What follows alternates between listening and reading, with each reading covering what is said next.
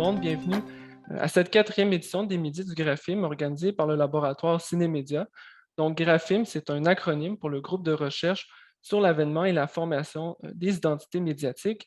Le groupe a été fondé en 2018 par André Gaudreault. Je m'appelle Samuel Poirier-Poulain et je vais être le modérateur pour l'événement d'aujourd'hui. Donc, je suis candidat au doctorat en études cinématographiques à l'Université de Montréal et je travaille surtout sur le jeu vidéo. Donc, je dirais que j'ai deux axes de recherche principaux. Donc, d'une part, je m'intéresse au trauma dans les jeux vidéo d'horreur et je travaille aussi sur les désirs queer dans le roman vidéoludique. Donc, cette année, on m'a proposé de piloter les midis du graphime avec l'aide de Richard Bégin et de Carl Terrien, qui sont tous les deux dans le comité d'organisation avec moi. Et bon, vous vous en doutez, hein, j'ai accepté. Donc, je voulais en profiter aussi tout de suite pour remercier Thomas Carrier-Lafleur et toute l'équipe du Graphime qui m'ont épaulé tout au long de ce processus. Je voulais aussi remercier Valérie Rio, qui a toujours plein de bonnes idées et pour son soutien moral. Et je voulais remercier le laboratoire Cinémédia, qui est en fait ce qui encadre le Graphime, le département d'histoire de l'art et d'études cinématographiques, et finalement les fonds de recherche du Québec, Société et Culture pour leur financement. Donc, l'événement cette année est dédié au trauma dans les œuvres de fiction, ce qui m'amène à faire un avertissement de contenu.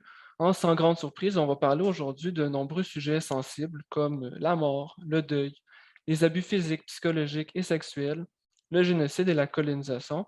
Donc voilà, c'est toujours un peu difficile de parler du trauma sans aborder ces sujets-là, mais soyez avertis. Avant de poursuivre, je voulais aussi faire une reconnaissance territoriale et souligner que bien que nous nous rencontrions sur Zoom, nous occupons encore et toujours des territoires non cédés. Donc, l'équipe d'organisation des Midis du Graphime et l'Université de Montréal en général sont situés sur les terres de la nation Gangakea, donc la nation Mohawk. Je pense que c'est aussi important de souligner que les savoirs qui sont enseignés dans les universités sont encore en grande majorité les savoirs occidentaux et donc que la colonisation se poursuit à ce niveau. On peut réfléchir à cette question à travers le concept d'épistémicide et donc en la hiérarchisation, la hiérarchisation des connaissances et même, on pourrait dire, la destruction de certains systèmes de savoir non occidentaux qui sortent du cadre universitaire traditionnel et qui sont donc mis de côté, oubliés. En même temps, je pense que l'un des défis, quand on fait une reconnaissance territoriale, c'est un peu de sortir d'une espèce de discours réflexe un peu cliché là, qui est fait plus par principe qu'autre chose. Et donc, je voulais profiter de l'occasion pour mentionner deux œuvres de fiction Mohawk qui parlent du trauma et qui m'ont marqué.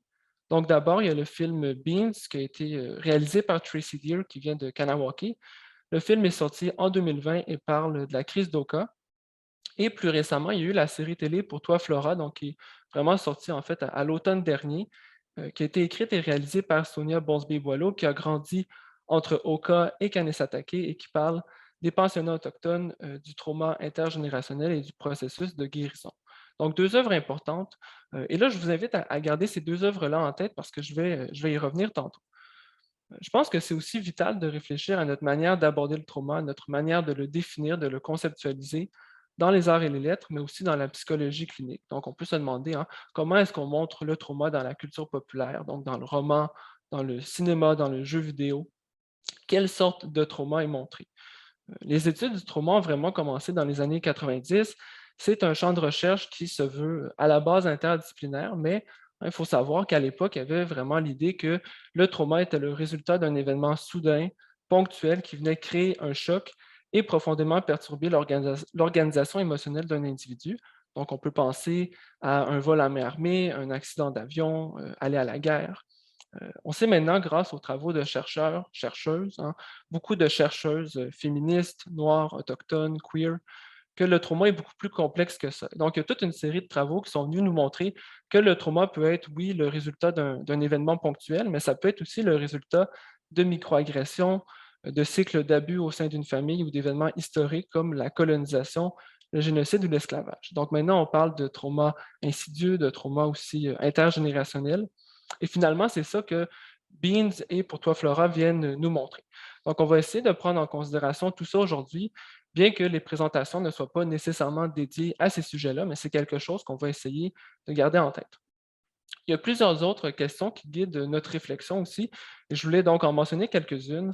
Donc, en quoi la fiction nous permet-elle de mieux cerner l'importance psychologique, rhétorique et culturelle du trauma? comment le trauma est-il transformé par divers médias et pourquoi est-il important de l'étudier dans les arts et les lettres plus spécifiquement. Et ultimement, en quoi le trauma nous permet-il de mieux comprendre ce qu'est et à quoi sert la fiction. Donc, on va essayer tout au long de la séance de réfléchir à ces questions-là en abordant des thèmes comme l'esthétique du trauma et la représentation de personnages traumatisés, l'idée que la fiction pourrait être aussi une source de trauma chez les lectrices, les spectatrices, les joueuses, et enfin l'utilisation de la fiction à des fins de thérapie ou d'auto-soin. Donc, l'événement d'aujourd'hui est séparé en deux parties.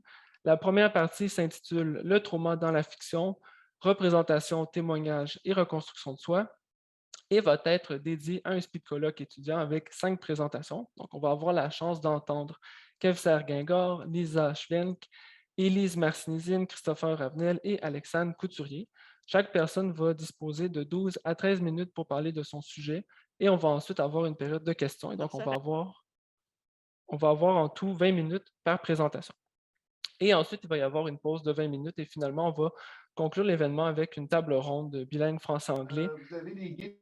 intitulée La fabrique du trauma, écrire et concevoir le trauma, qui va être consacrée davantage à la création. Et donc là, dans cette seconde partie-là de l'événement, on va avoir la chance d'accueillir Marie-Pierre Lafontaine, Jennifer Bélanger et Sandra Danilovic.